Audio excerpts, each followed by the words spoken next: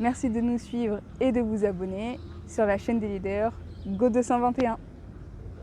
Maguette Ndoye Ndiaye, chef de la division de lutte contre le sida et les infections sexuellement transmissibles au ministère de la Santé et de l'Hygiène publique. Cette rencontre a vu la participation des pédiatres, des médecins des directions régionales de la santé et des points focaux VIH dans les différentes directions régionales de la santé, en vue de partager les données, mais aussi de les analyser pour définir les contraintes, les difficultés et les problèmes liés à chaque région, afin de les adresser pour parvenir à l'élimination de la transmission VIH, de la syphilis et de l'hépatite au Sénégal.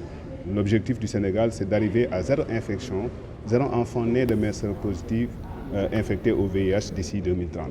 Et nous sommes capables d'y arriver.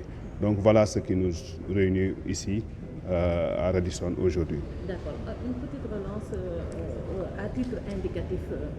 Globalement, comment se présente le tableau en termes de statistiques, de données? Qu'est-ce qu'on peut retenir? Où est-ce que le Sénégal en est? Oui, le Sénégal est bien en avant parce que sur les 3,95 qui sont des engagements internationaux auxquels le Sénégal a ratifié, le premier 95, nous sommes à 85% de dépistage des personnes estimées vivre avec le VIH au Sénégal.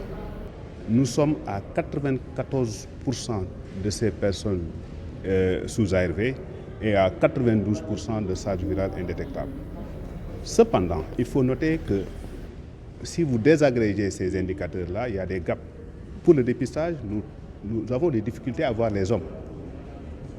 Nous avons des difficultés à voir les enfants. Aujourd'hui, nous sommes à 70% de dépistage des enfants.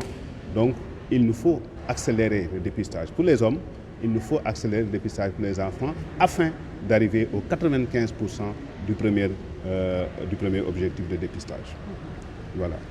Par rapport à la contamination mère-enfant, est-ce qu'il y a des évolutions notées? Oui, le Sénégal est presque à l'élimination de la transmission mère-enfant du VIH. Presque. Si on arrive à enrôler toutes les femmes séropositives qui sont estimées et qui vivent dans nos communautés, évidemment, nous pourrons arriver à l'élimination. Mais imaginez une femme qui porte le VIH, qui ne se fait pas consulter en CPN, qu'on ne voit pas dans les consultations prénatales, évidemment, on ne peut pas prévenir la transmission de cette femme-là. Donc, il faut trouver toutes les femmes qui vivent, qui sont enceintes, à